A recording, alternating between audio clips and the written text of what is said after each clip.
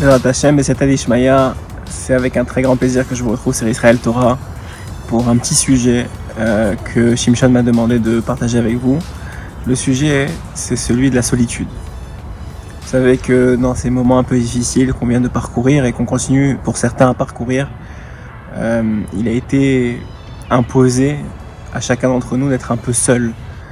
Surtout si on était une personne âgée, ou si on était quelqu'un qui n'avait pas ses parents avec lui, ou si on était quelqu'un qui était à l'armée ou célibataire. On a été tout de suite se retrouver très seul dans notre situation, nos Shabbatot, nos fêtes. Et puis c'est quelque chose qui peut, pour certains, être quelque chose de très difficile à vivre. Alors je voulais partager avec vous une notion que Rabbi Nachman de Breslev rapporte. La notion est la suivante. La notion est que on sait que l'un des noms d'Hachem, c'est Makom. Makom, ça veut dire le lieu. Un des noms d'Akadosh Baruch Hu, c'est le lieu. Nos sages nous apprennent, à travers cet enseignement, que puisque Hachem est partout, donc Makom, le mot Makom, contient un des noms d'Akadosh Baruch Hu. Finalement, l'espace, c'est Hachem. Là où on est, de là on apprend, et ce que vient nous apprendre Rabbeinu Akadosh, Rabbi Nachman de Breslev, c'est que là où on est, eh bien finalement, on est avec Hachem.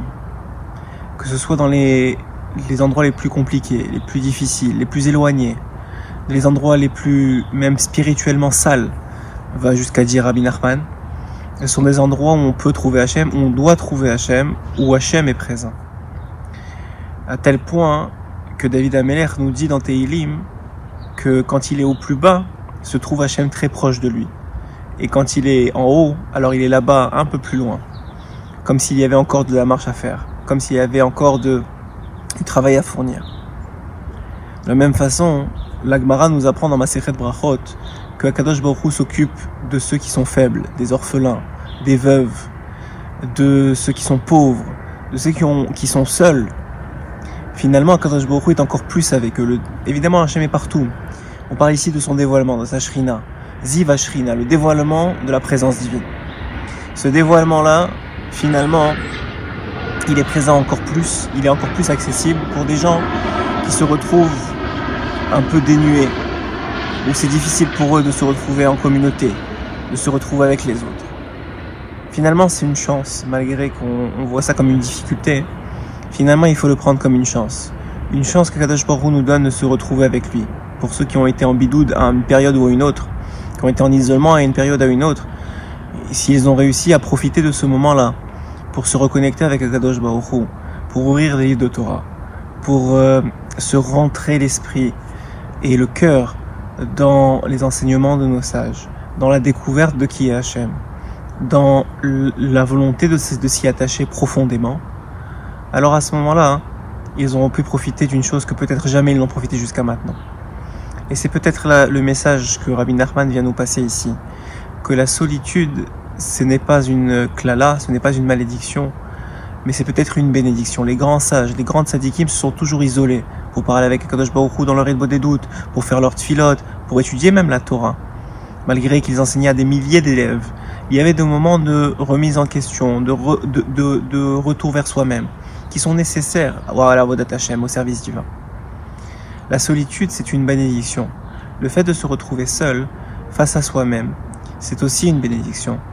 Le Mesilat Yesharim, le Ramchal, dans son livre le Mesilat Yesharim, introduit les midot à atteindre pour avoir vraiment la connexion complète avec Hachem par la zrizout, la prudence. Et il dit dans son livre que la prudence, c'est d'abord se retrouver tout seul, prendre un peu de recul par rapport à sa vie, voir où est-ce qu'on s'en va, la raison pour laquelle on est là. Et où est-ce que nos chemins nous mènent, où est-ce que nos décisions nous mènent, pourquoi on a pris telle décision dans notre vie. Et ça ne peut se faire que quand on est seul, que quand on a pris un peu de recul face à la vie. Alors évidemment, la nature humaine veut qu'on soit en communauté, qu'on soit en famille, et toutes les bénédictions, toutes les brachot, toutes les fêtes dans le judaïsme demandent un regroupement des personnes.